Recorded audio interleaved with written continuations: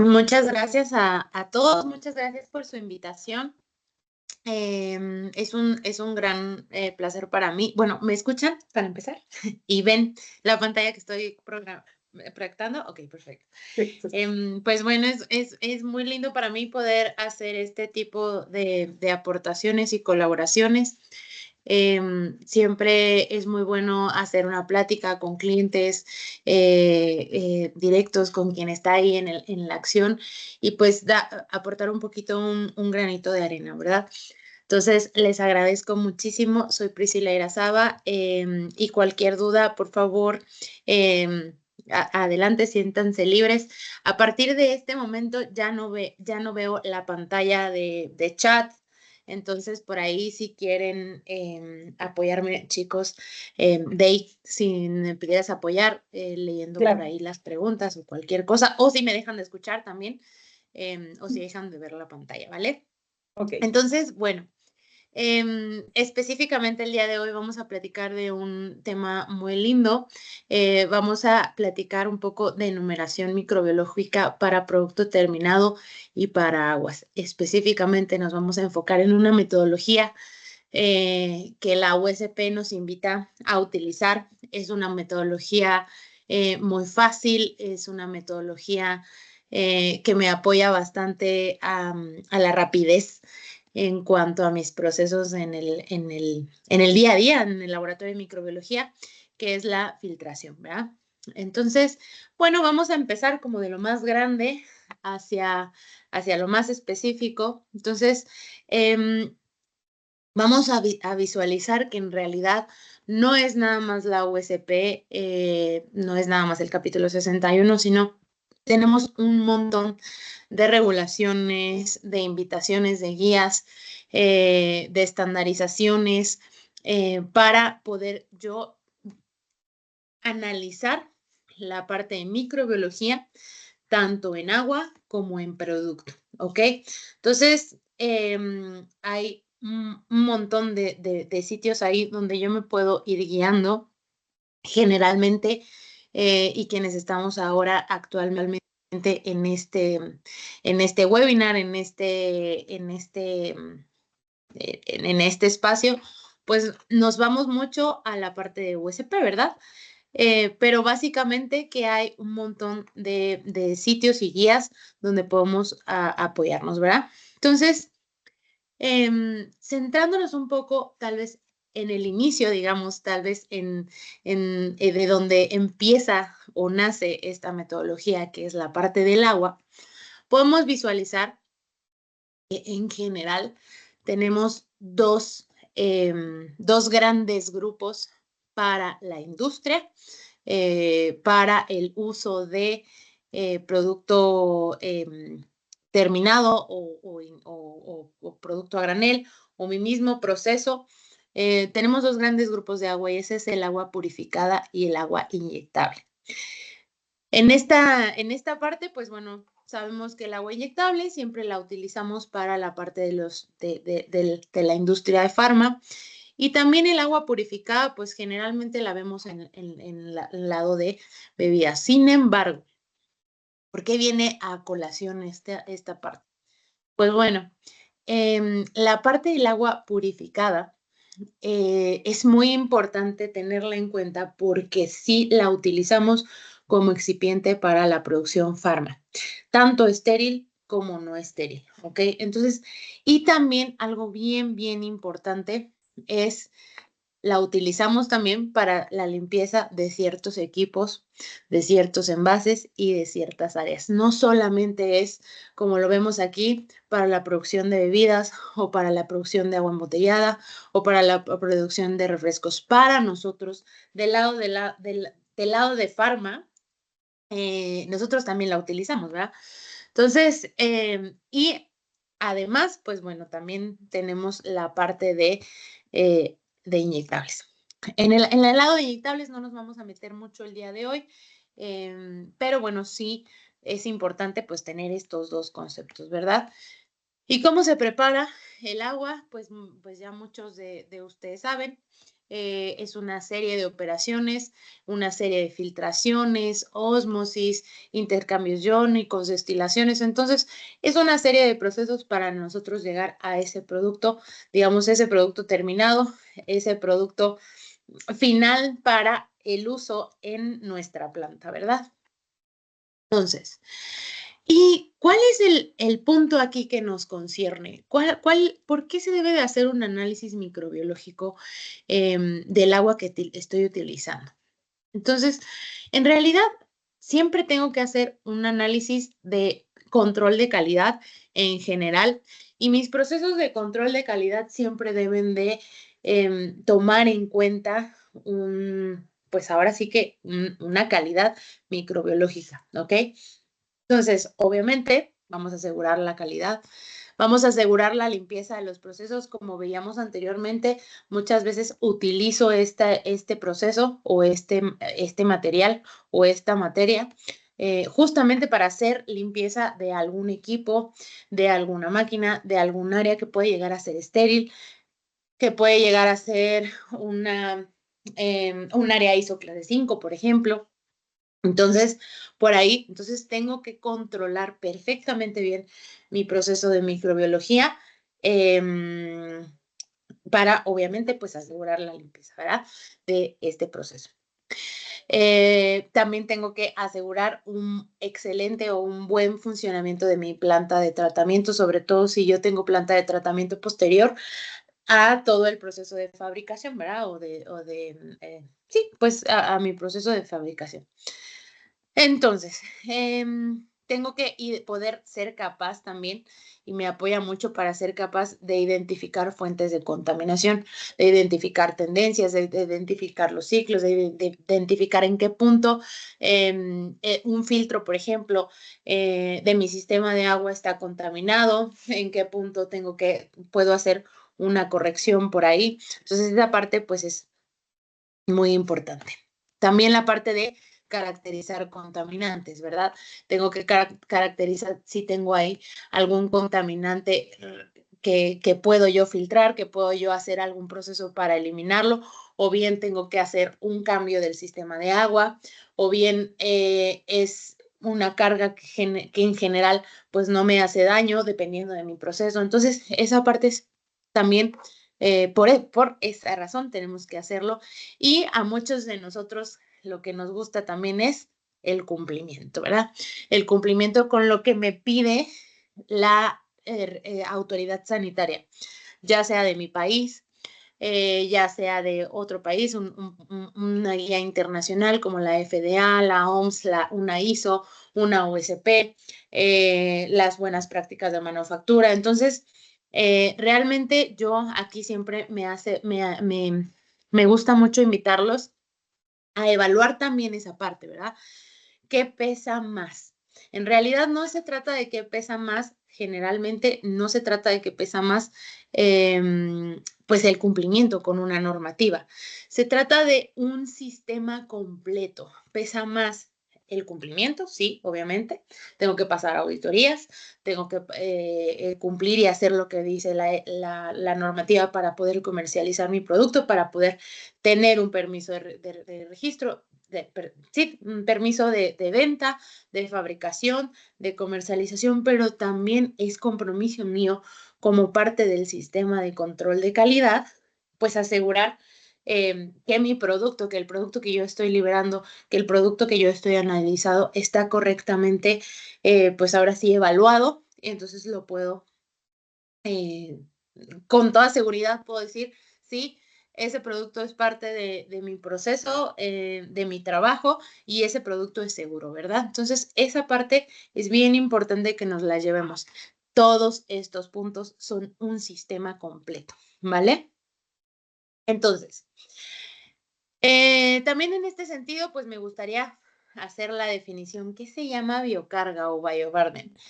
¿Y quién me lo define? Hay muchas guías, igual hay muchas análisis o, sí, guías, procesos que me definen qué es una biocarga. Y en general, una biocarga, pues es el contenido microbiano, ¿verdad? Es el contenido microbiano de un producto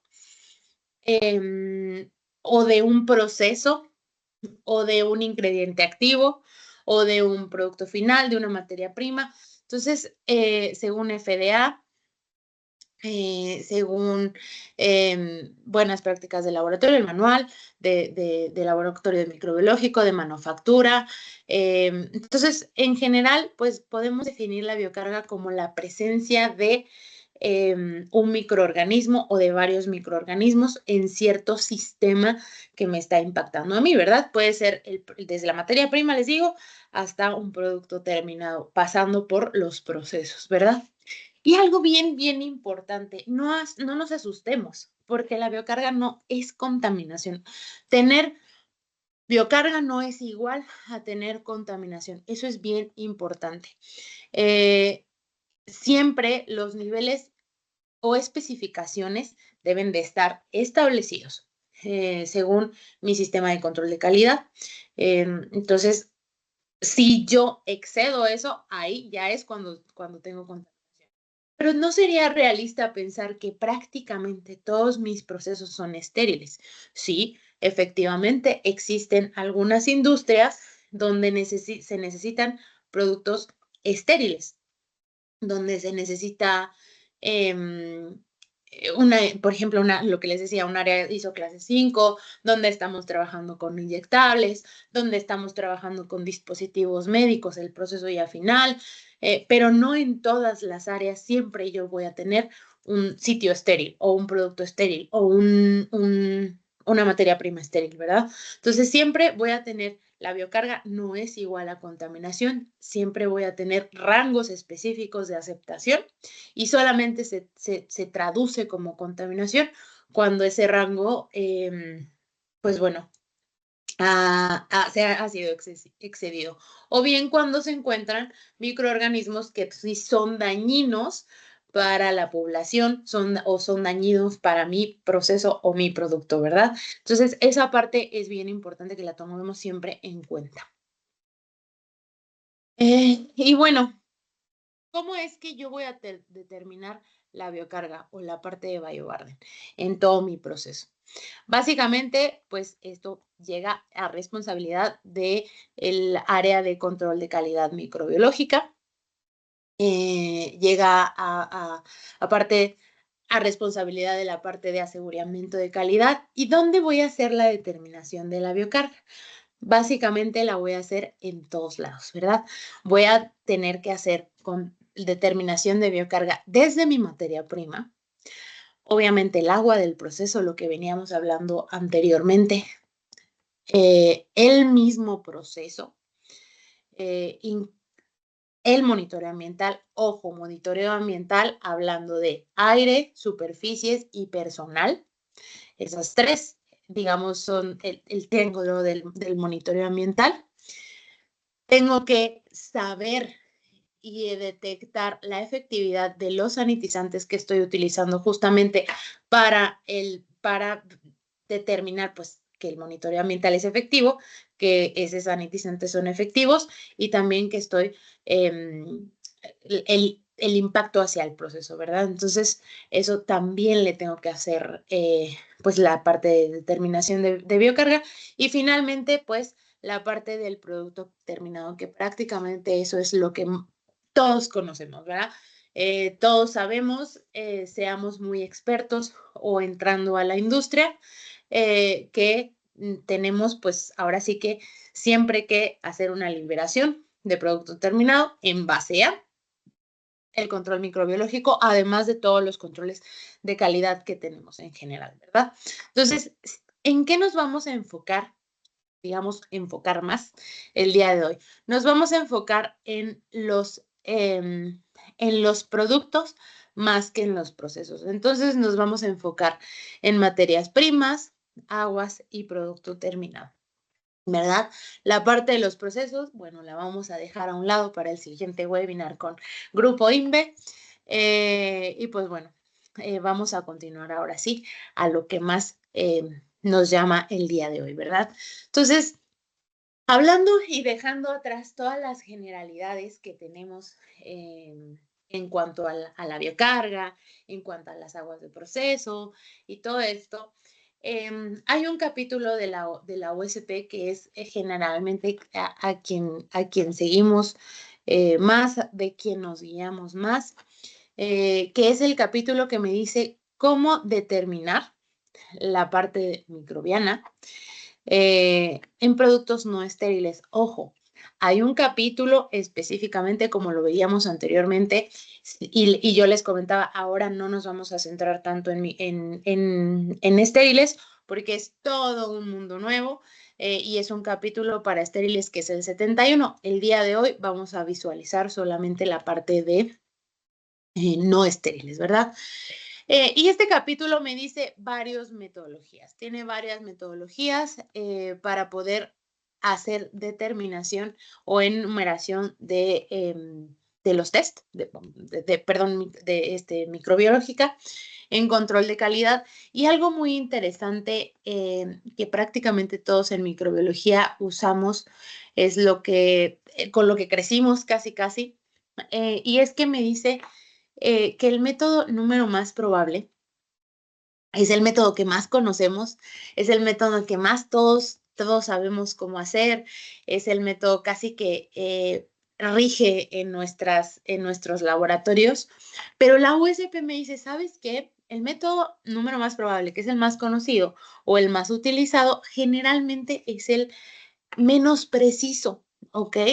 Entonces, la USP me dice, utilízalo, es muy importante conocerlo, es muy importante saberlo y es muy importante implementarlo, pero ojo cuando lo implementas, ojo porque es el menos preciso.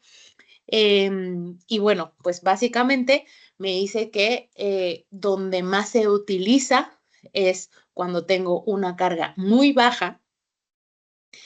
Entonces sí, y para algunos productos, entonces sí, es el método más apropiado, ¿verdad? Entonces, ¿y cómo puedo verificar cuáles son los métodos? ¿Cómo los elijo? ¿Qué tengo que hacer, verdad? Entonces, primero tengo que evaluar la naturaleza del producto. Em, ¿Qué estoy evaluando? Si estoy evaluando la materia prima, si estoy evaluando agua, si estoy evaluando un producto terminado, ¿qué estoy evaluando, verdad? Hablando ya, ahora sí, como les decía, de un producto per se. ¿Cuál es el límite requerido? ¿Ok? Generalmente USP me da el límite en varios procesos, en varios capítulos, o bien yo cuando estoy determinando cierto proceso, yo voy a determinar ese límite requerido, ¿verdad? El límite máximo de microorganismos. Y algo bien importante es cuánta muestra tengo disponible. Es muy diferente hacer un análisis a, por ejemplo, un suero oral, a hacer un análisis de una vacuna, ¿verdad? ¿Por qué? Porque la cantidad de muestra específica de ese proceso es distinta, es muy distinta a lo que dispongo. Entonces siempre tengo que verificar cuánto tamaño de muestra tengo. Y, por supuesto, también tengo que establecer controles positivos, controles negativos, y todo este proceso me va a ayudar a consolidar si la prueba es idónea o no es idónea.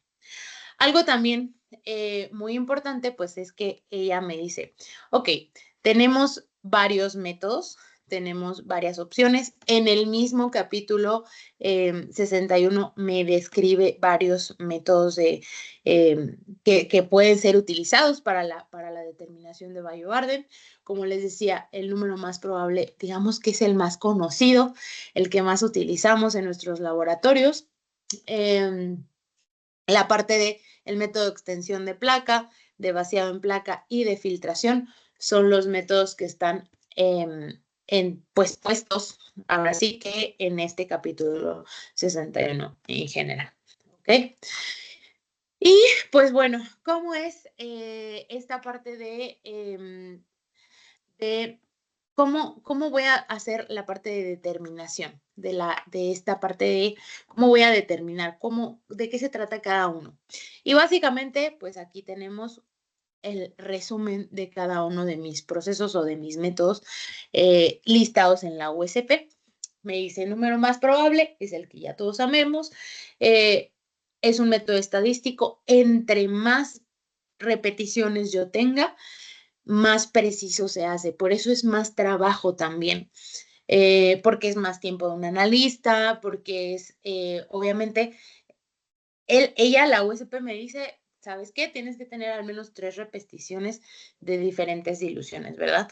Pero entonces, si yo quiero hacer mi método más preciso, tengo que hacer más trabajo, tengo que hacer más repeticiones, tengo que hacer más diluciones y obviamente tengo que tener o de invertir más tiempo de mi propio, de los analistas, ¿verdad? De un analista. Y si tengo yo, no sé, 10 lotes de 10 productos diferentes en ese momento, pues entonces imagínense, tengo prácticamente un analista que se va a dedicar solamente y exclusivamente a esa parte, ¿verdad? Entonces, la misma farmacopea tiene una tablita de referencia donde puedo ir comparando resultados y verificando esa parte. A ver, ahora, pasando al siguiente método, que es la parte de extensión de placa, se utiliza prácticamente una muestra y se pasa a la placa de agar. Es, digamos, como también un método muy, muy conocido, muy verificado. El problema, pues, es la cantidad también de pues ahora sí, de producto que tengo, ¿verdad? O que voy a poder analizar. Entonces necesito más repeticiones. En el caso de vaciado en placa, es una parte pues también muy fácil. Acá tengo más disponibilidad, tengo un análisis de 1 mililitro de mi muestra, sea el agua, sea la materia prima, sea el producto terminado, tengo 1 mililitro de muestra. Ay, dejé de compartir, ¿verdad? Discúlpenme. Sí, se cayó la pantalla. Ay, Dios. Sí, se cayó un ratito la pantalla. Vamos a Sí, ver. ¿verdad? Ahorita te aviso. Voy. Perdón.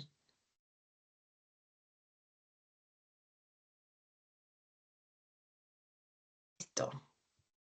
Listo, ya se ve. Creo que sí. Creo que fui yo, disculpen. Ok, entonces, siguiendo con la parte de vaciado en placa, bueno, la farmacopea me dice, ¿sabes qué? Tienes que usar 1 mililitro de... Entonces, a ese mililitro tú vas a usar un medio de cultivo, lo vas a fundir y bueno, entonces vas a hacer la incubación. Obviamente aquí también necesito hacer más repeticiones. Y finalmente, casi que es el último método agregado en farmacopea hace varios años, pero fue uno de los últimos.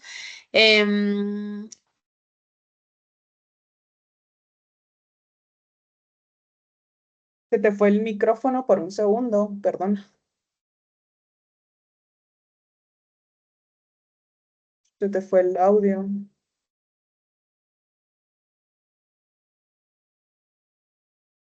Ahorita apareces en mute.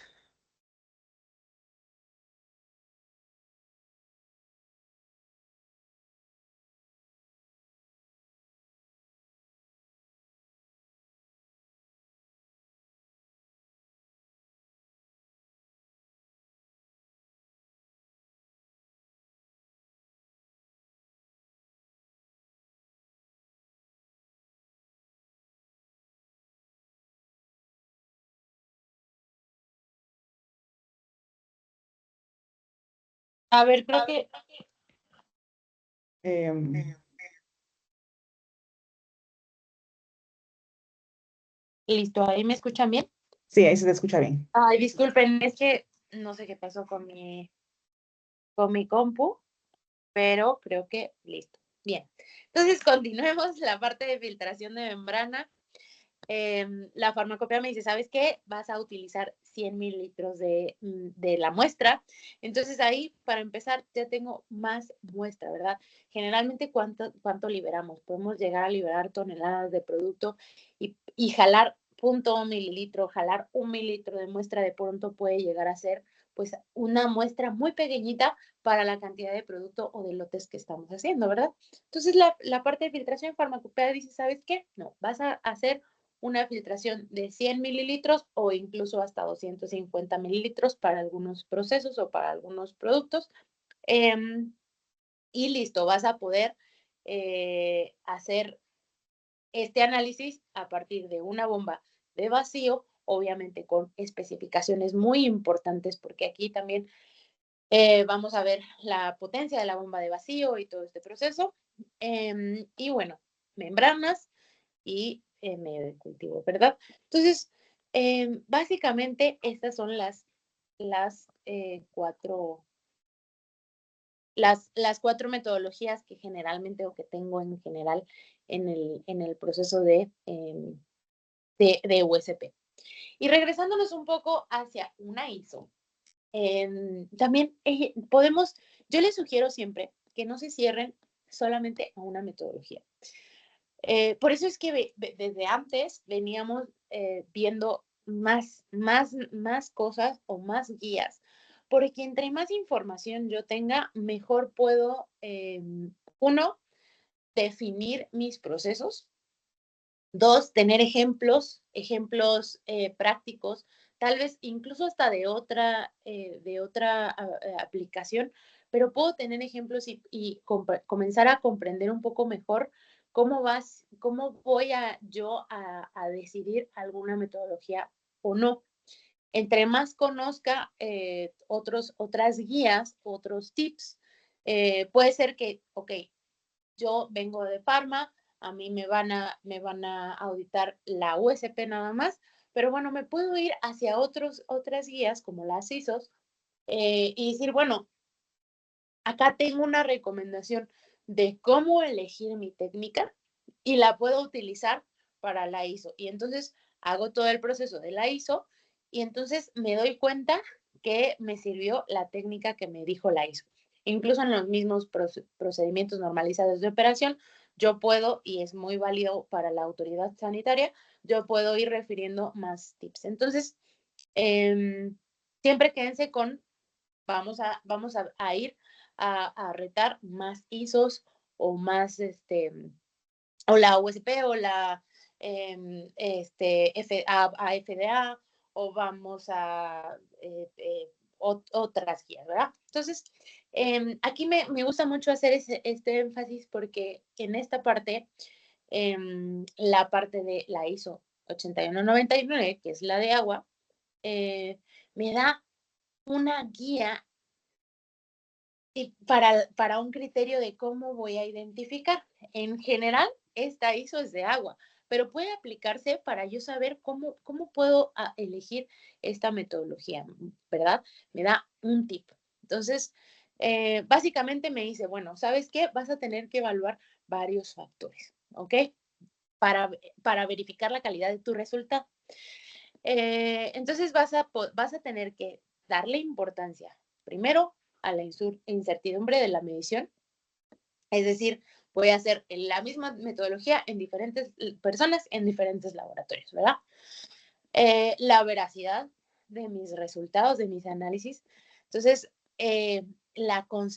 tengo que hacer análisis microbiológicos, tengo que conocer o hacer el reto para conocer la concentración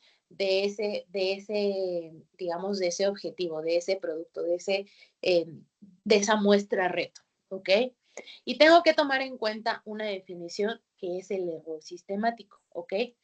Y el error sistemático siempre lo tengo que tomar en cuenta para todo microbiología casi, que me dice que se obtiene de un resultado estudiando desde una muestra por varios métodos. Entonces, la misma muestra, la misma concentración microbiológica puede ser la misma persona, el mismo laboratorio, pero son métodos distintos. Entonces, ahí voy a tener sí o sí un error, justamente por lo que hablábamos hace un momento. Puedo obtenerlo desde la variación de mi propio método, de la precisión de mi propio método, de si hago una dilución o 5 diluciones o repeticiones. Entonces, básicamente eso siempre lo voy a tener presente y lo tengo que tomar en cuenta, ¿verdad? Y bueno, pues la parte de precisión de mi método, ¿verdad? es una característica específicamente para el análisis, bueno, del método utilizado, ¿verdad? Y también va a depender mucho de la naturaleza de la muestra. ¿Se acuerdan que al principio veíamos que vamos a elegirlo también dependiendo de la naturaleza de la muestra? La repetibilidad, ¿ok? La reproducibilidad y, bueno, obviamente la distribución aleatoria de los microorganismos. Esto es bien importante. Muchas veces, y me pasó a mí, déjenme les cuento la historia, me pasó a mí, porque muchas veces analistas de fisicoquímicos que nos formamos como analistas de fisicoquímicos, vamos creciendo en nuestro proceso o bien desde que venimos de la escuela, somos muy, digamos, como muy precisos en el sentido de que todo debe de ser muy, digamos, cuadrado, como en una caja, ¿verdad? Entonces, en fisicoquímicos, si tenemos aquí presentes analistas de fisicoquímicos, sabemos que, digamos, un resultado en un HPLC es sí o sí una cantidad, ¿verdad? Y eso es homogéneo.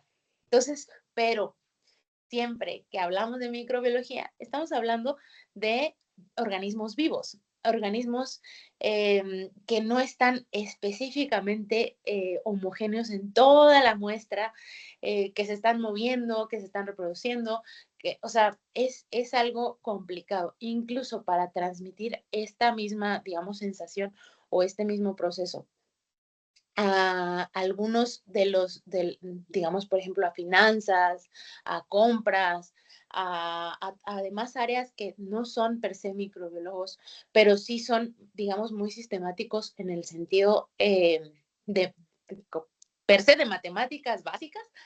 Esto es complicado y hay que tenerlo siempre en cuenta porque incluso nosotros mismos que ya tenemos un proceso muy largo en microbiología, de pronto se nos puede llegar a olvidar, ¿verdad? Entonces, esta parte es bien importante, la distribución aleatoria de los microorganismos por sí mismos causa imprecisión, ¿verdad? Entonces, puede ser que mi metodología sea la misma metodología, la misma persona, el mismo laboratorio, la misma muestra, pero definitivamente tengo resultados pues distintos por per se la distribución aleatoria. Entonces eso también lo voy a tener que tomar como un factor muy importante para tomar esta parte, ¿verdad? Entonces es algo que hay que hacer un paréntesis y hay que hacerlo pues énfasis en esa parte, ¿verdad?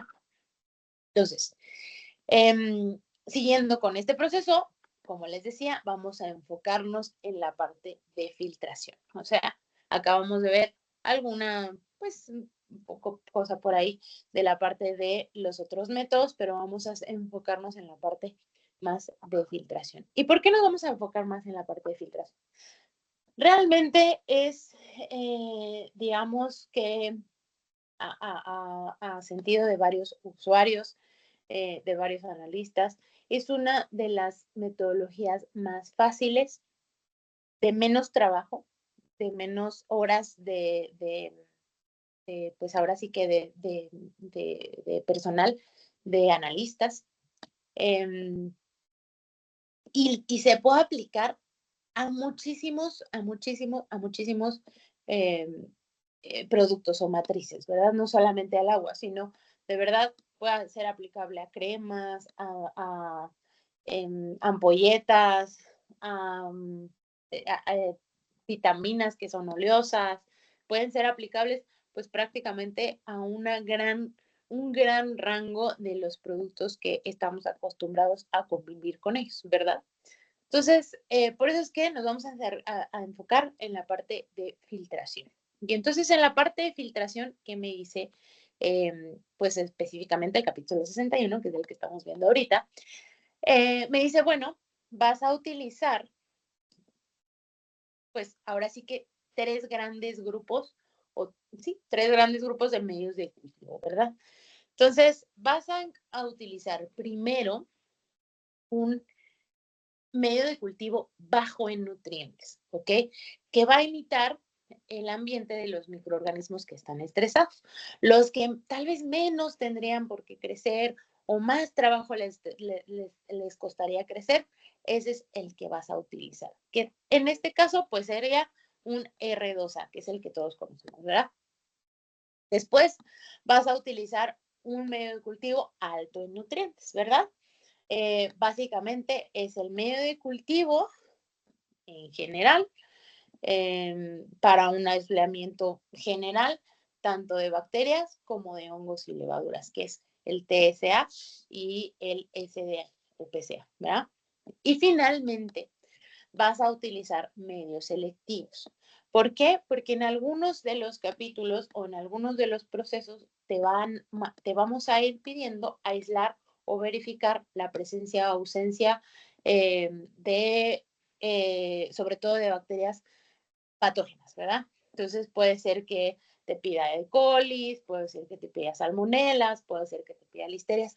Actualmente cada vez es más común que las autoridades sanitarias de cada uno de nuestros países nos digan, ¿sabes qué? Ok, entiendo que estás en un proceso, digamos, limpio, en un área limpia, tienes todo controlado, pero sí necesito que me reportes patógenos como la salmonella y la listeria, que antes en Pharma no era común que nos lo pidieran tal cual, ¿verdad?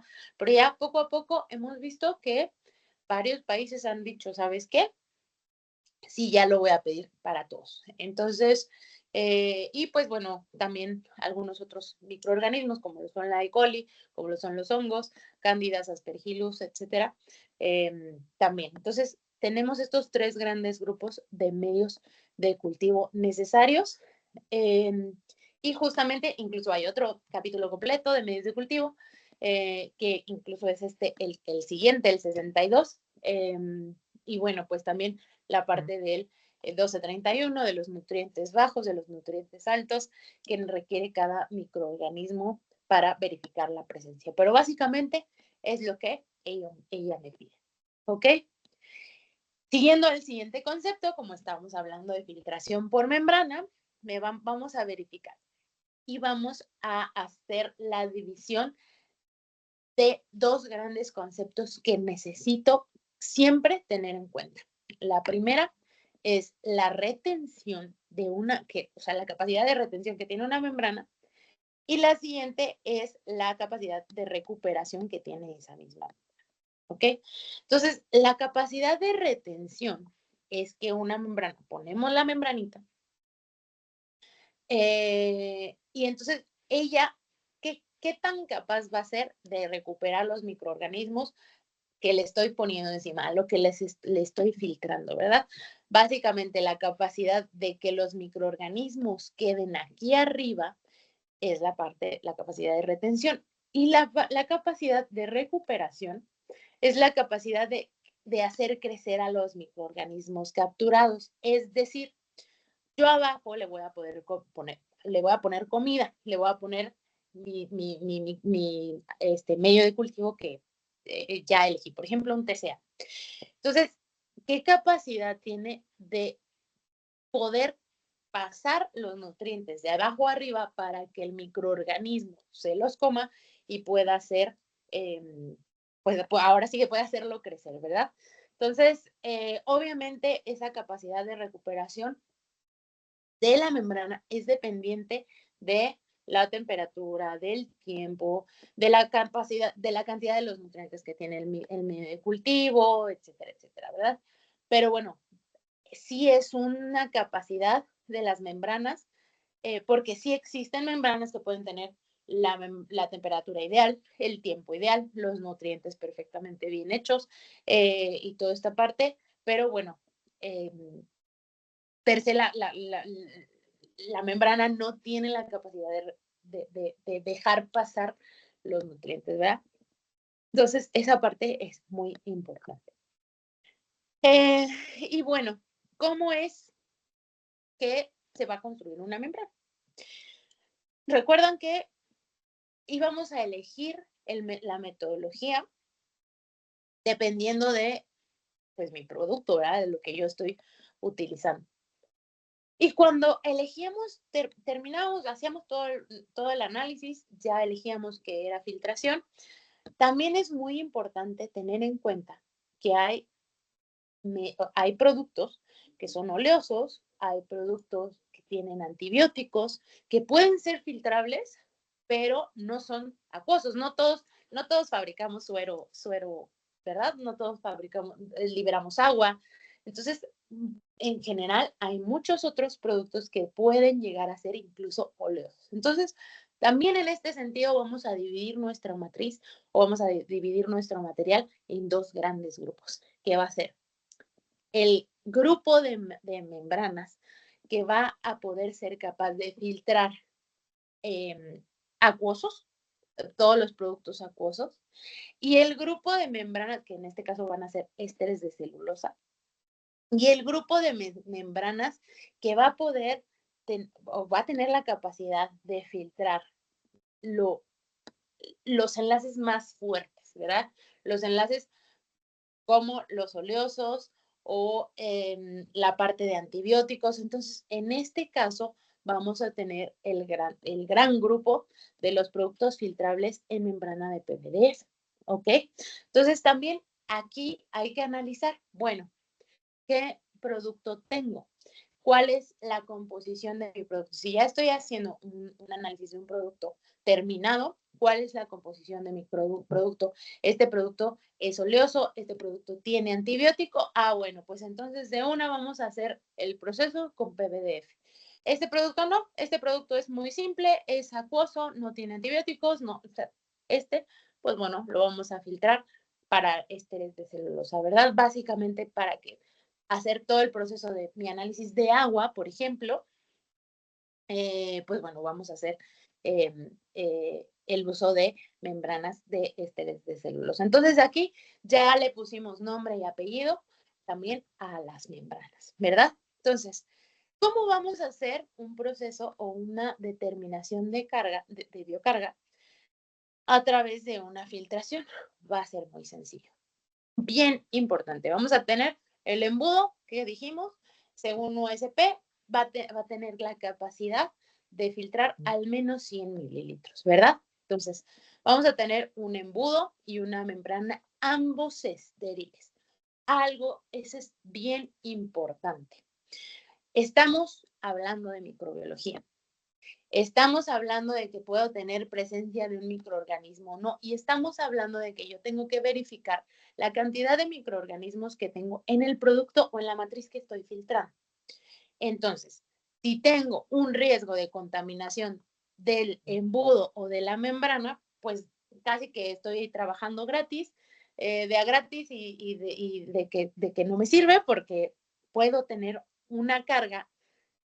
Mi resultado va a ser de una carga que no es del producto, va a ser del producto más el embudo más la membrana, ¿verdad? Entonces, algo bien importante, los embudos de hace un tiempo para acá, que será tal vez unos 3 años, 4 años, toda la industria empieza a cambiar los embudos del área de micro hacia embudos desechables, ¿ok? ¿Por qué desechables? Porque cada vez que yo esterilizo o limpio o sanitizo un embudo y lo quiero reutilizar, tengo el riesgo de hacer muescas en donde se queden ahí esporas termoresistentes y entonces sí, pues tenga un problema de contaminación en mis resultados, ¿verdad? Entonces, algo súper importante, básicamente para el laboratorio de microbiología, para determinación de biocarga, sí o sí necesito ya implementar esta metodología de embudos desechables, ¿verdad? Ya no puedo usar el mismo embudo que tengo desde hace 50 años, desde hace 10 años, desde hace 20 años, porque de plástico no se rompe y yo lo he limpiado y esterilizado N cantidad de veces, ¿verdad? Ya no se puede. Para micro, no, prohibido, ¿vale? Ese también es otro asunto. Ahora, los de metal son muy peligrosos por la manera de cómo,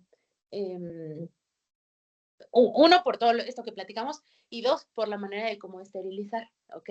Esa parte de poner fuego y todo eso no está ya casi que bórrenlo de su mente porque es muy peligroso también. Entonces, esta nada más era un paréntesis.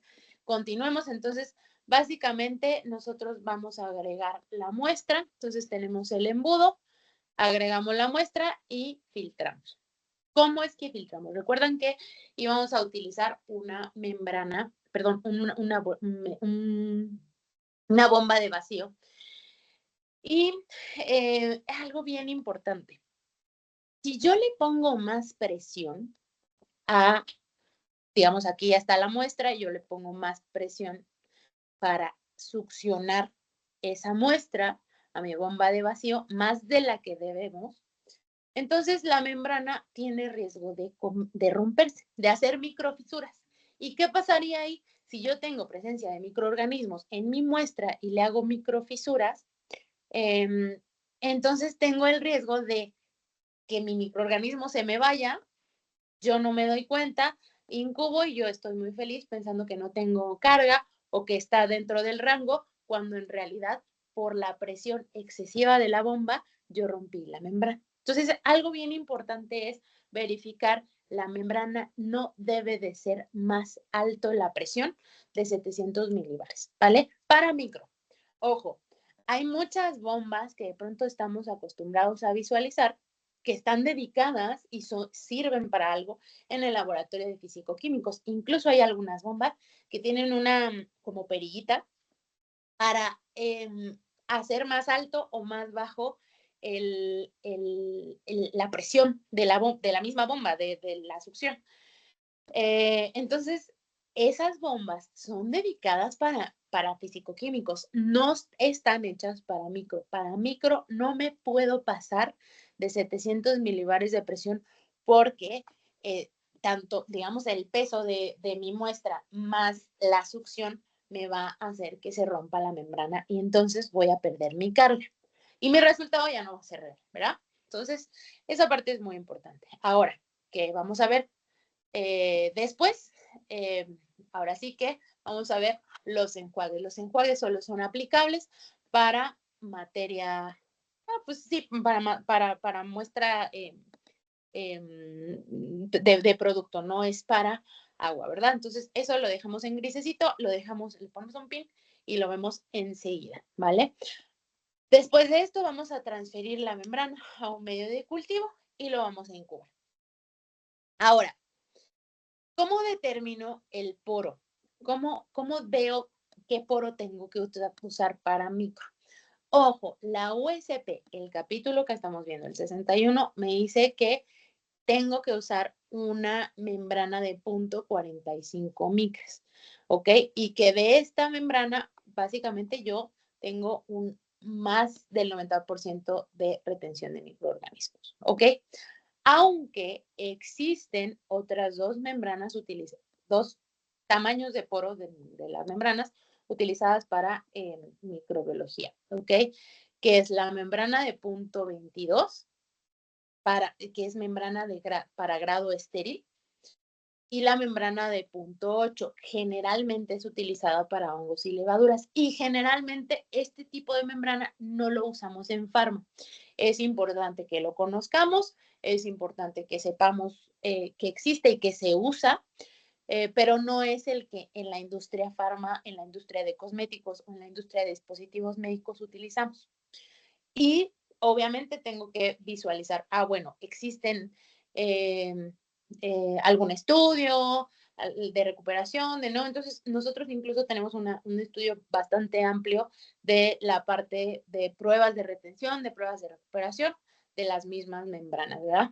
Entonces, pero y tengan en cuenta que el capítulo 61 solo me hace alusión a los 45 micras. En general, cuando hablamos de filtración en la USP, la generalidad es que vamos a visualizar 0.45 o a necesitar 0.45 micras para el análisis de control de calidad microbiológico, ¿vale? Para USP. Entonces, básicamente, ¿qué tenemos en el sistema? Lo que tenemos en el sistema, o que me dice el sistema es, vas a tener una bomba de vacío Vas a utilizar medios de cultivo, R2A, TSA, SDA, y vas a utilizar membranas o embudos que en su mayoría van a ser de 0.45 micras. Vas a tener que hacer la diferencia entre si necesitas embudos de membrana de estrés de celulosa o de PVDF, y eso vas a decidir lo que, en función a qué, a, básicamente, pues lo vas a decidir en función a la matriz, ¿verdad? Si tienes antibióticos o si tienes oleosos, vas a usar PVDF, si no, vas a usar ésteres de celulosa. Y básicamente, ¿qué es lo que vas a hacer? Vas a hacer un muestreo de 100 mililitros de tu agua, de tu producto, etcétera. La bomba que tienes que usar no debe de pasar de 700 milibares de presión. ¿Por qué? Porque puedes romper tu membrana. Y posteriormente, esa membrana la vas a pasar a un medio de cultivo. Ojo, es bien importante asegurarse que cuando pases la membrana al medio de cultivo, no, no la toques, ¿ok? No haya un proceso de contaminación por tus manos o por las pinzas, ¿verdad? Y algo bien importante, como decía aquí en el video, si tú ves burbujas o haces burbujas cuando tú con pinza pasas hacia el medio de cultivo, entonces esa burbuja no va a permitir que el medio de cultivo alimente al microorganismo y esa muestra va a estar mal, ¿ok?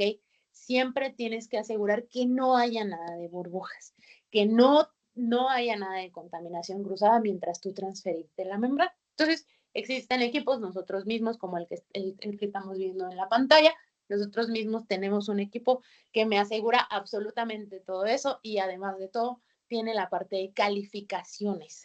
Esto es bien importante porque muchos de los productos y de los procesos que me pide o sea, la industria farma, la industria cosmética y la industria de dispositivos médicos, es tener los equipos que yo estoy utilizando, tenerlos calificados.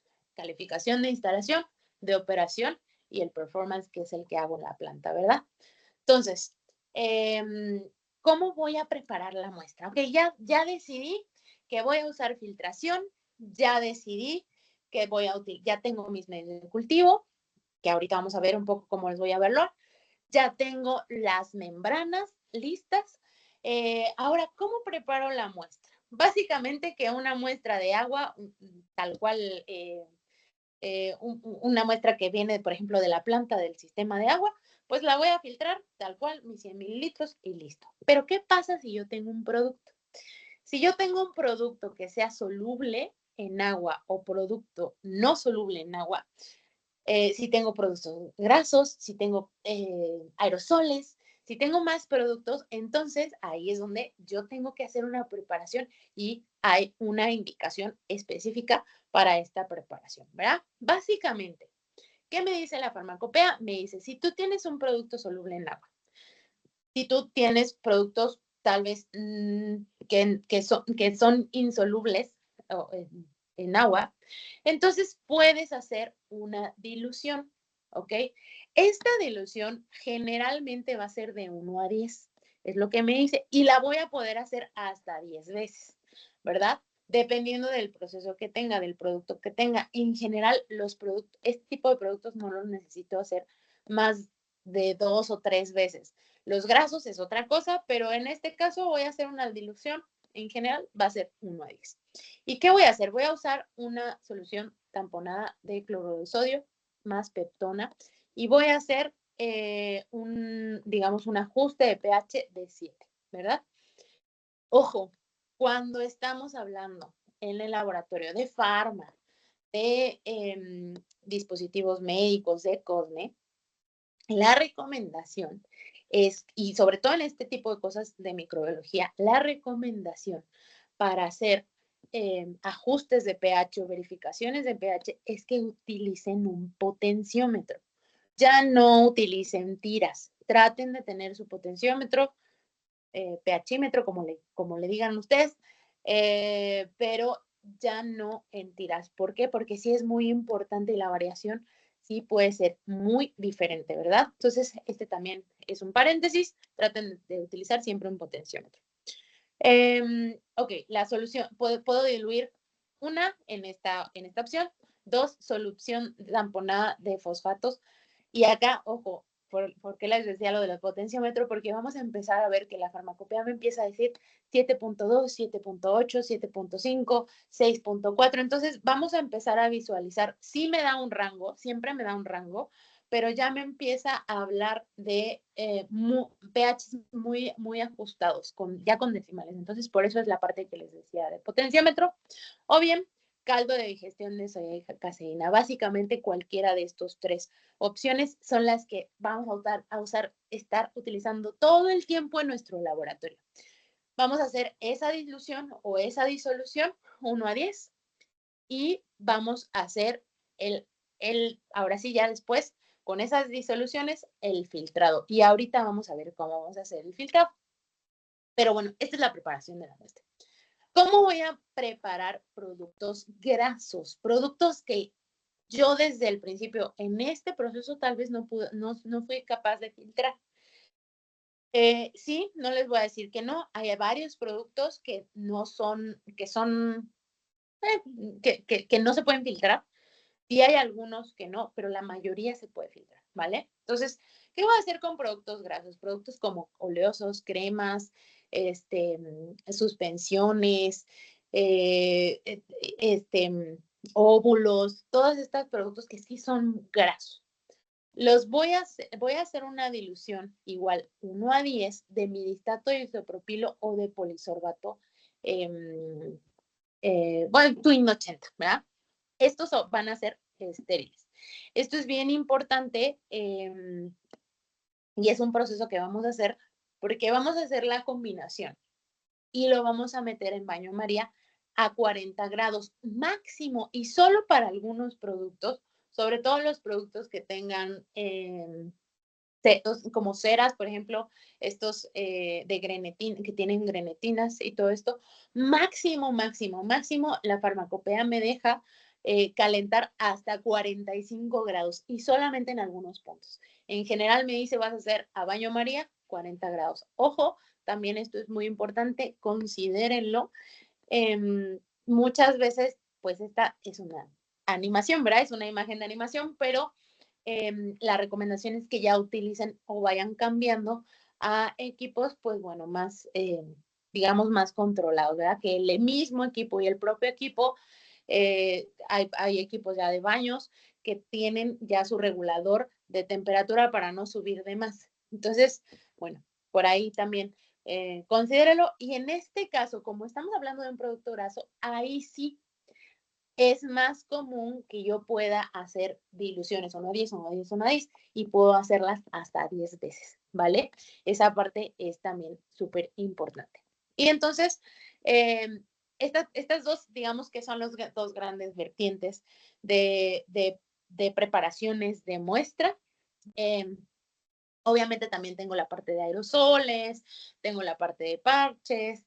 Entonces, toda esta opción nos la dice en general la farmacopea. Los aerosoles hay que traspasarlos a un pues, recipiente que pueda yo utilizar.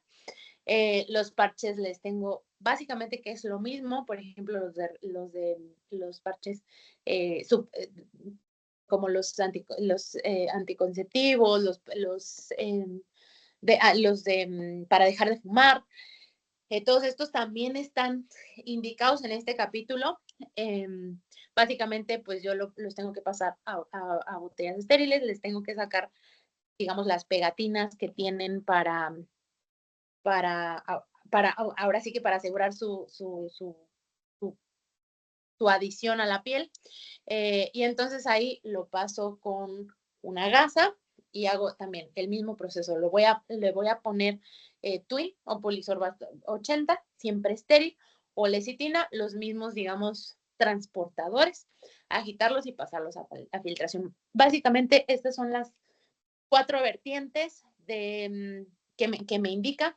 Lo que más vamos a utilizar es lo que vemos aquí en la pantalla, pero bueno, quería más o menos platicarles cómo son las otras dos, que son un poquito menos lo que necesitamos, ¿verdad? Es un poquito menos en la TAM quienes hacen este tipo de proceso, pero bueno, también lo pueden hacer, ¿vale?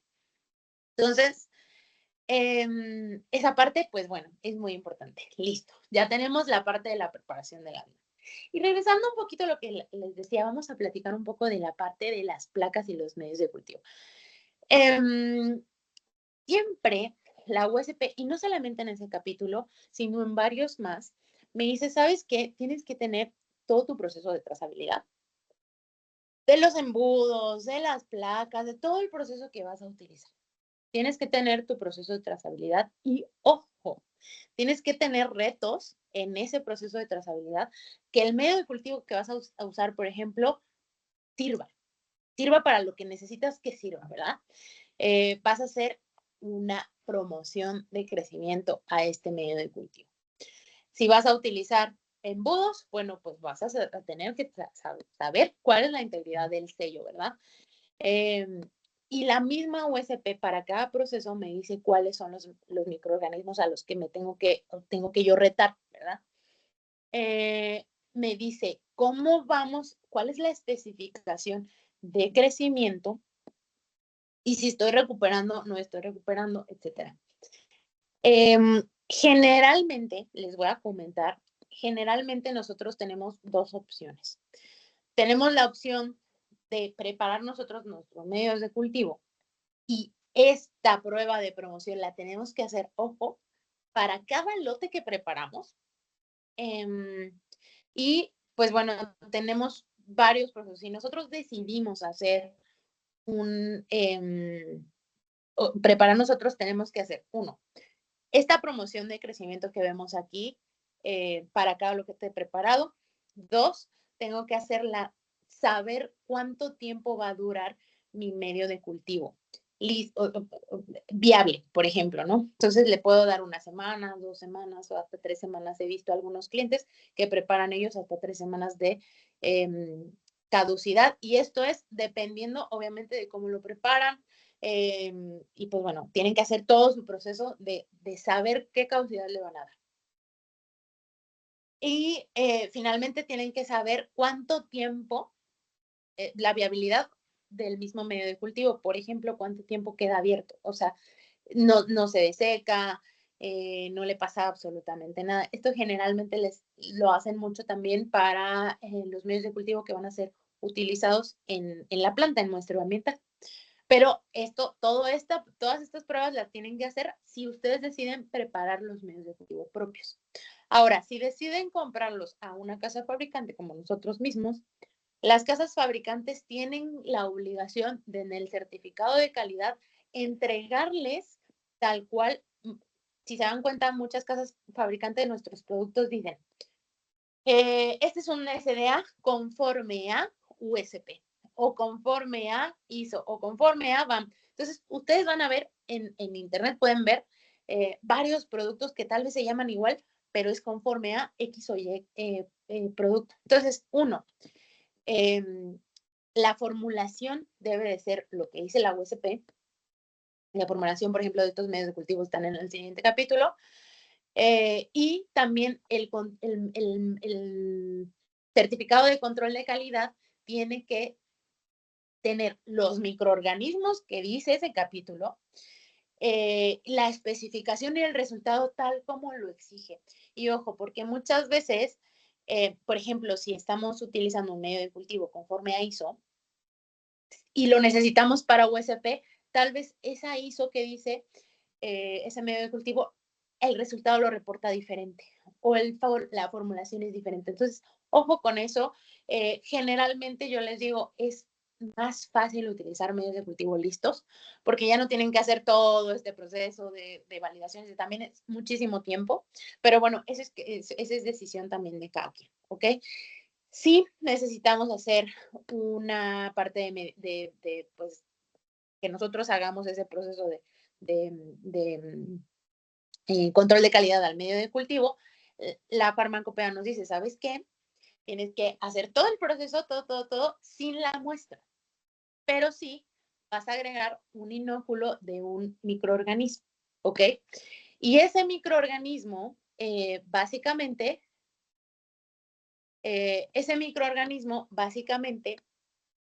no va a ser de más de 100 unidades formadoras de colonia. Entonces, tienes que tener un microorganismo con nombre y apellido, tal cual como me lo dice la USP.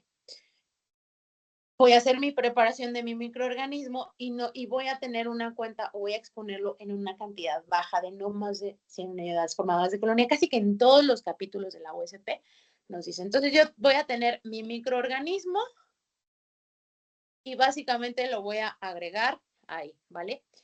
Algo bien importante, ¿ok? Entonces, y ahí yo hago la parte de entrega. Algo bien importante. Cuando yo estoy hablando pues ahora sí que de esta parte de promoción de crecimiento del medio de cultivo, si se dan cuenta, la USP me dice, sabes que tienes que saber cuánta cantidad tienes del microorganismo. Y entonces vas pues obviamente a ese medio de cultivo le vas a agregar tus 100,000 unidades formadas de colonia. Si yo tengo una cepa de ese microorganismo con nombre y apellido, y yo tengo pues esta parte de esta definición de no más de 100 unidades formadas de colonia, básicamente lo que yo voy a hacer es les recomiendo que tengan en cuenta esta opción. Material de referencia certificado, ¿ok? El material de referencia que no está certificado, básicamente me va a dar pureza e identidad, que es el nombre y el apellido, la estabilidad y la homogeneidad, pero no me va a dar nada de trazabilidad ni de certeza, ¿verdad? Un material de referencia certificado, entonces me va a dar todas las opciones pues listas y también, si se dan cuenta, algo bien importante, me va a dar la capacidad de tener cumplimiento hacia farmacopea. Entonces, esto es bien importante. Ustedes decídanlo, platíquenlo, revísenlo. Vamos a hacer nosotros pues la preparación de medios de cultivo, listo, hagámoslo, lo preparamos, le damos su caducidad, su viabilidad, etcétera, y vamos a utilizar cepas con nombre y apellido con certificado que son de material de referencia, ¿verdad? Esto es algo bien importante y bien interesante también. Pero bueno, este es ya meternos más es otro, es otro webinar. Pero bueno, en este caso, y si no, o sea, si ustedes dicen, no, ¿sabes qué? Es mucho trabajo, personalmente yo pienso que es mucho trabajo, es muchas horas, hombre, las que invertimos en este sentido, pero entonces compremos y evaluemos también el medio de cultivo listo para usar, que tenga yo pues ahora sí que el, el, el certificado tal como me lo pide la autoridad sanitaria, la USP, y que la casa fabricante tenga pues esa opción, ¿verdad? Eso es bien importante. Entonces, pasando un poco más, ya hice todo el proceso, ya verifiqué mi muestra, ya verifiqué los medios de cultivo, ya verifiqué los embudos, ya hice todo, ya, mi bomba cumple con lo que me dice la USP, todo esto. Ahora, cuando yo meto a incubar ya mi muestra, no tiene burbujas, todo bien, y no tengo crecimiento. ¿Qué pasa ahí?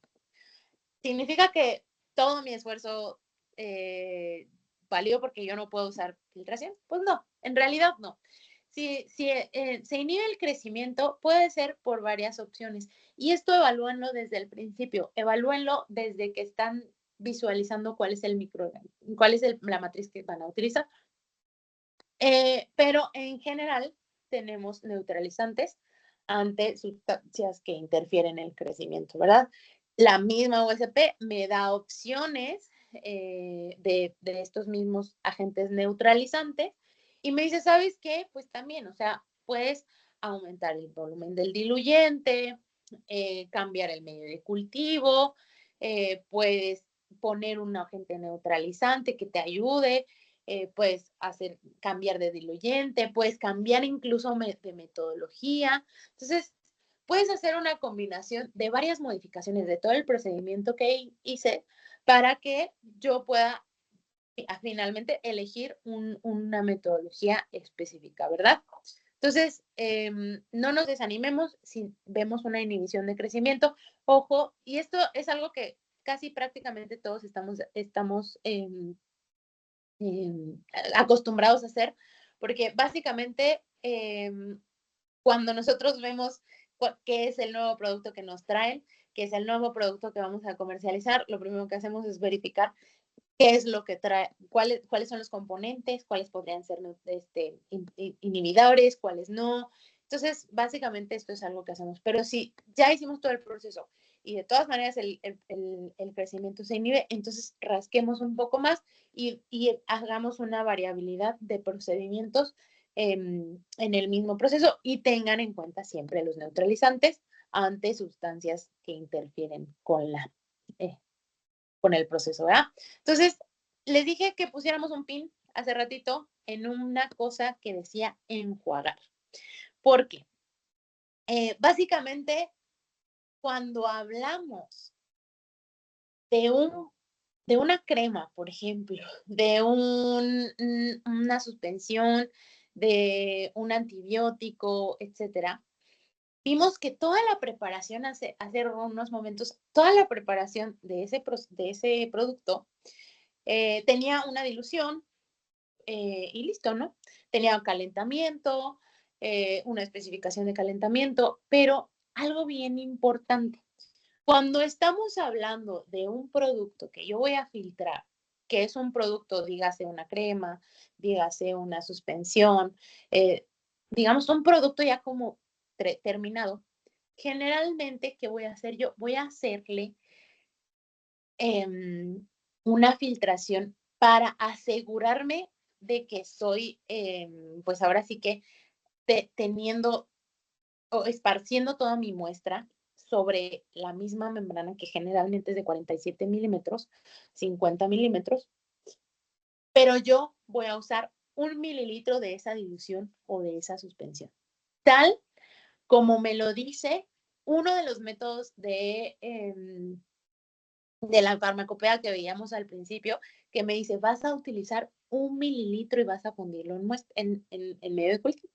Entonces, ¿cómo vamos a hacer este proceso? Básicamente, cuando yo esté preparando una muestra de producto, yo voy a hacer mi dilución, voy a agarrar mi peptona, mi cloruro de sodio con peptona, voy a hacer una dilución 1:10, digamos, de una crema, y voy a pasar un enjuague. El enjuague va a ser de mi misma peptona con cloruro de sodio. Y aquí le puedo poner 100 mililitros, le puedo poner 50 mililitros y al enjuague le voy a poner 1 mililitro. ¿Ok? Entonces, ¿qué va a hacer? Ese mismo mililitro es el mismo mililitro que yo estoy utilizando desde todo el capítulo de 61 que estamos viendo, ¿verdad?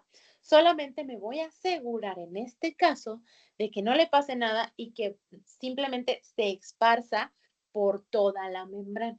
¿Ok?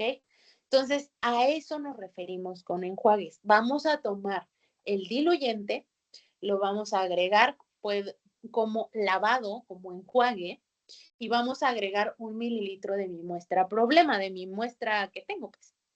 Y entonces sí, voy a hacer la filtración y voy a incubar. Y entonces, ¿cómo voy a reportar? Voy a reportar que yo hice mi mililitro, ¿verdad? Entonces, esa parte es muy importante. Esta, digamos que es un ejemplo. Aquí ya estábamos filtrando, ya se estaba filtrando este producto. Si se dan cuenta, este producto es una crema, es una suspensión, es una crema que tenía óxido de zinc, que generalmente es complicado la filtración. Entonces, básicamente, ¿qué pasa? Se hace la filtración, estamos haciendo la filtración. Una vez que termina, si yo visualizo, por ejemplo, en este tipo de casos, en algunos antibióticos, etcétera, yo puedo visualizar en la membrana, digamos, como gotitas o como si fueran cristalitos. Entonces, esos mismos yo lo puedo hacer hasta 3 lavados, es decir, agregar mi mismo fluido, mi mismo diluyente, hasta 3 veces simplemente para que se vaya esparciendo más y más, ¿ok? Y esto es completamente, digamos, normal. Esto lo hacemos con muchos productos, como ven aquí el producto es, digamos, como muy oleoso, como casi que ni siquiera puedo asegurar que está homogéneo, ¿verdad? Pero es muy fácil de filtrar y es muy más fácil de hacer el proceso de lavados. Entonces, ¿cuál es la ventaja? Obviamente yo ya no estoy trabajando un buen, yo ya no tengo tantas horas hombre ahí dedicadas, tengo el proceso de todo está perfecto, las membranas ya las elegí, ya está hecho todo, la bomba está, digamos, como calibrada o tiene su calibración bien hecha. Entonces, básicamente que yo ahí simplemente puedo hacer hasta incluso 3 lavados y tengo listo mi proceso, ¿vale? Entonces, obviamente, estos análisis los podemos hacer en conjunto y pues bueno, es lo que hacemos. Y bueno, ya para terminar ahora sí, finalmente, ¿qué me dice cómo es la interpretación de los resultados? ¿Se acuerdan que yo iba a usar prácticamente medio de cultivo para cuenta total, medio de cultivo para hongos y levaduras? Entonces, básicamente, que cuando yo estoy utilizando agar de soya, que es el de cuenta total, si yo detecto hongos, aunque estoy buscando bacterias, en realidad yo estoy reportando recuento aerobio. Entonces yo lo voy a reportar completo, ¿verdad? A la inversa, si yo estoy buscando agar dextrosa sabouraud, que es digamos la cuenta de hongos y levaduras, y detecto colonias de bacterias, entonces sí, yo también lo voy a reportar como un conjunto, ¿verdad? Siempre voy a reportar lo que me sale del TCA o del R2A y del SDA como total, ¿verdad? Ahora, si las bacterias, por ejemplo, en este caso de agar sabourao, si la cuenta de bacterias excede mi rango de aceptación, recuerdan que vamos a verificar cada rango de aceptación. Si la cuenta de bacterias excede mi rango de aceptación, entonces yo voy a poder utilizar producto para inhibir ahora sí que el crecimiento de las bacterias. Entonces puedo combinar mi agar dextrosa sabourao con antibióticos para solamente tener mi cuenta entonces de hongos y levaduras, ¿ok? Entonces, básicamente que es como, y viceversa también, ¿no? Entonces, básicamente es lo que me dice cómo tengo que interpretar el proceso y pues bueno, eh, casi que esto es el cierre, ¿verdad? No sé si tengan alguna duda, pregunta, casi que terminamos exactito al tiempo, ¿verdad? Disculpen, creo que me pasé un poquito del tiempo. No, la verdad es de que súper bien, teníamos 1 hora y media para el tema. Gracias, Priscila. Pues tenemos el espacio en el chat para las preguntas que quieran ir haciendo. Aquí tenemos uno para el análisis de agua por vertido a profundidad en la investigación de los patógenos específicos como caldo de enriquecimiento. ¿Puedo utilizar solo TSB o debo utilizar TSB para investigar pseudomonas y lactosado para coliformes? Dígase E. coli o cuál caldo me recomienda. En general, sí o sea, no, el soya no lo puedo excluir, ese definitivamente no. Y ojo, si yo voy a usar o o necesito reportar, ahora sí que ya un proceso de patógenos como lo es salmonela, muchas veces E. coli, entonces sí necesito hacer muchos preenriquecimientos. Por ejemplo, E. coli generalmente nos piden los McConkeys, este, nos piden los de sangre, los infusiones sangre. En el caso de salmonela nos piden agua peptonada, nos piden Rapaport. Entonces, siempre váyanse hacia qué microorganismo, cuando ya son específicos, hacia qué microorganismo necesitan utilizar y cómo lo obtuvieron también. En el caso de Pharma es muy difícil que cambiemos, o sea, porque en realidad estamos hablando de áreas limpias, aunque no son áreas estériles, estamos hablando muchas veces de áreas limpias, pero sí se recomienda verificar qué estoy haciendo. Si esa área tal vez no es tan limpia o tengo que, muchas veces he visto varios de ustedes que dicen, ¿sabes qué? Es que yo tengo que muestrar incluso hacer hisopado cloacal. Entonces, obviamente, para determinar ahí en ese hisopado cloacal, puede ser que yo determine E. coli y sean un poco más normal, pero no salmonelas o no listerias monos. Igual, en el caso de Pseudomonas, ojo con la Pseudomonas, porque también depende de si yo estoy buscando especies o estoy buscando aeruginosa. Generalmente, bueno, hay todo un proceso de Pseudomonas, pero generalmente para Pharma utilizamos etrimida. Y si yo estoy buscando aeruginosa, y siempre tengo que hacer confirmaciones bioquímicas, ojo, en ese caso también es súper importante. Si yo estoy buscando aeruginosa, puedo utilizar la parte de la diferenciación en temperaturas, incubar a 42. Esto lo hacemos mucho, pero siempre confirmar con bioquímicas, ¿verdad? Entonces, en ese caso, puede hacerse así, pero nunca elimino los agares de soyas, ¿verdad?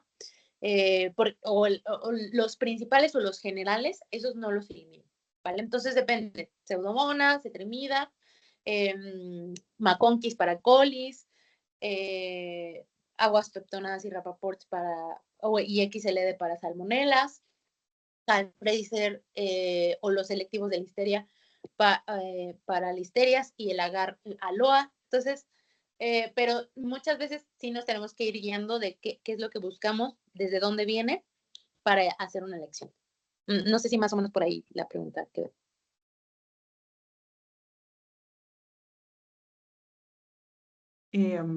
Vamos a ver, aquí todavía nos Listo. está respondiendo. Para el análisis del agua, el caldo de enriquecimiento me recomienda para investigar los patógenos. Para medios altos en nutrientes mencionó la duración de 48 horas de incubación. ¿Se refiere para reportar bacterias o para reportar el TAMC? Perdón, no sé cómo leerlo exactamente. Esa duración. El TAMC, no sé si será TAMC o es así tal cual las letras. Esta duración sería válida para bacterias, hongos y levadura. Espérame, déjame ver. Justo ahí. Para medios altos en nutrientes mencionó la duración de 48 horas de incubación. Ok, sí. La cuenta total es para 48 horas en bacterias, ¿ok? Para la duración válida para hongos y levaduras, que es el TIMC, recuento total de hongos y levaduras, en ese caso generalmente nos piden, si no me equivoco, son 5 días. Entonces son días para recuento microbiano aéreo y 5 para hongos y levaduras, ¿ok?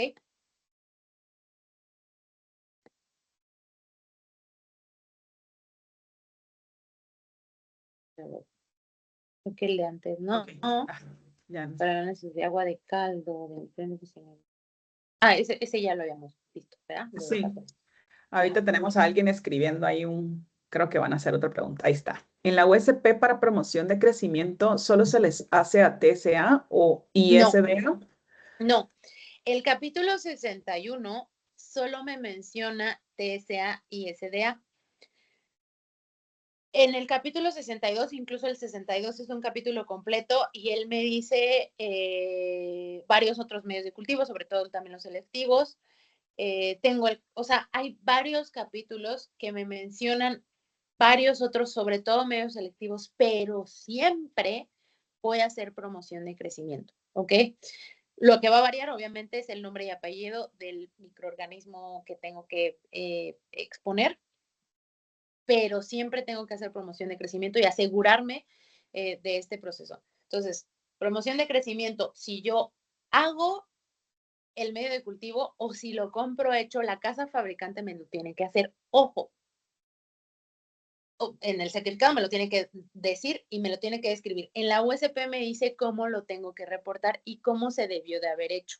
Entonces, pero cada capítulo pues refiere a diferentes, ahora sí que medios de cultivo. Generalmente pues los más usados son TCA y SDA, pero siempre tengo que hacer. Ahora, ojo, eh, muchas veces yo me he topado con varios usuarios que definen hacer promoción de crecimiento, aunque compren hecha los medios de cultivo.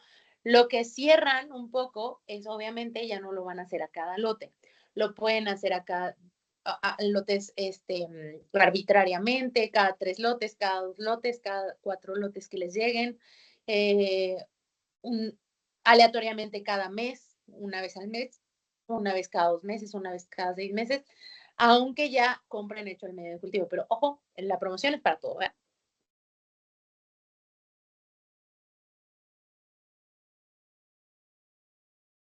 Súper.